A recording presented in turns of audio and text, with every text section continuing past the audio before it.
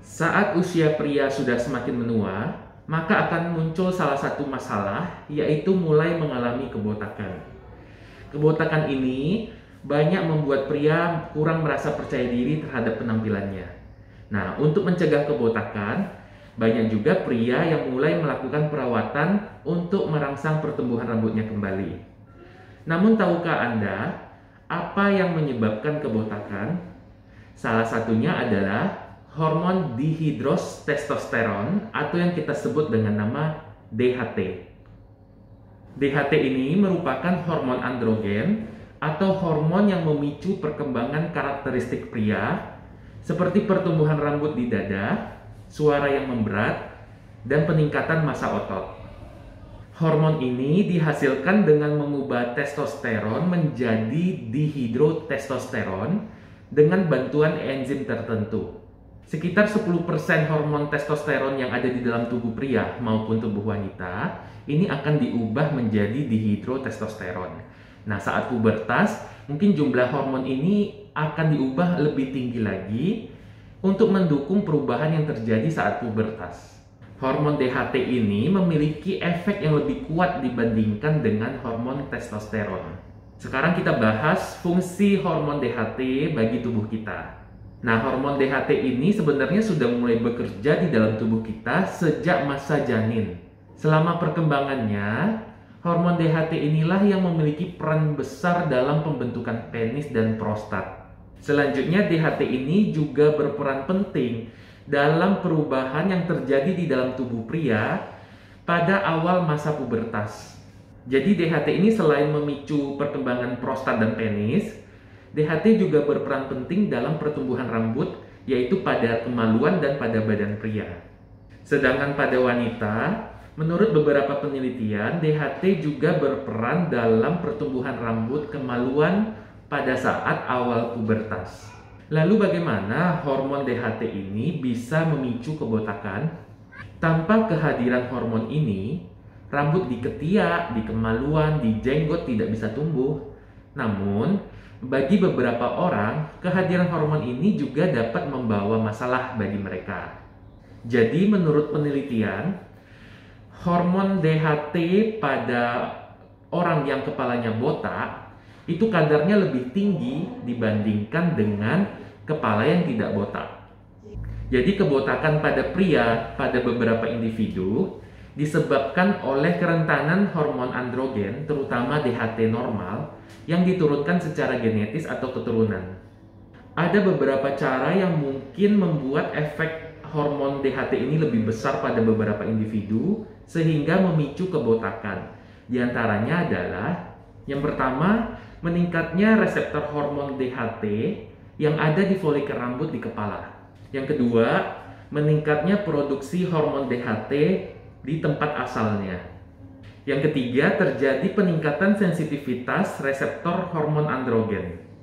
Yang keempat, terjadi peningkatan hormon testosteron yang berfungsi sebagai prekursor pada hormon DHT. Dan yang terakhir, yang kelima adalah terjadi peningkatan hormon DHT di dalam tubuh di tempat lain. Ya, jadi jelas ya, ketidakseimbangan kadar hormon DHT pada tubuh wanita maupun pada tubuh pria inilah yang memicu kebotakan rambut. Semakin banyak hormon testosteron yang diubah menjadi DHT di dalam tubuh Anda, maka semakin besar pula resiko untuk mengalami kebotakan. Karena DHT ini merupakan musuh bagi folikel rambut yang ada di kepala kita. Mengapa saya sebut DHT itu adalah musuh? Karena DHT ini menyebabkan folikel rambut di kulit kepala menjadi kecil, sehingga rambut tidak bisa bertahan lama, dan inilah yang dapat menyebabkan kerontokan rambut.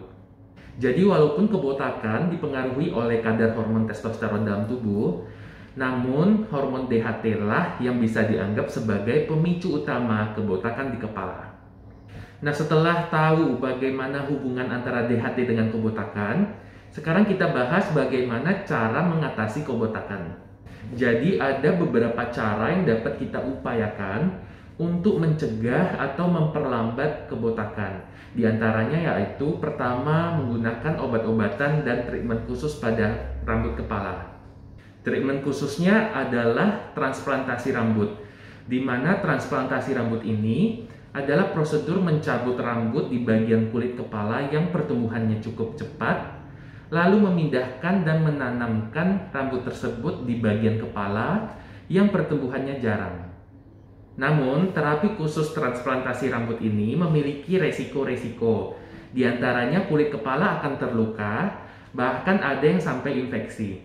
Nah, selain transplantasi rambut, kebotakan bisa kita atasi dengan menggunakan obat-obat tertentu. Di antaranya, yang pertama adalah finasteride, yaitu obat yang dapat mencegah kebotakan pada pria dengan cara menghambat hormon-hormon tertentu yang memicu kebotakan. Yang kedua adalah monoksidil. Nah, obat ini biasanya digunakan oleh para pria untuk melebatkan rambut.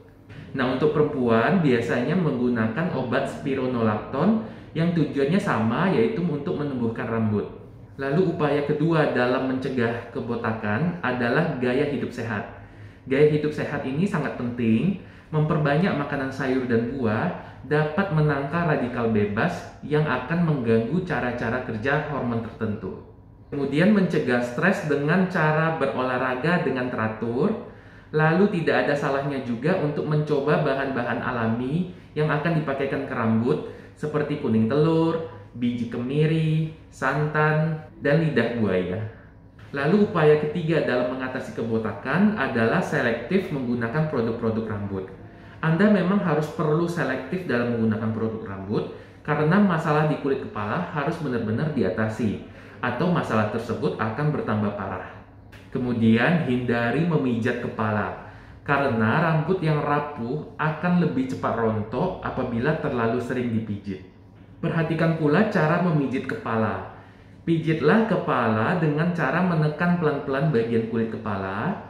Hindari menarik-narik rambut atau menggosok-gosokkan rambut.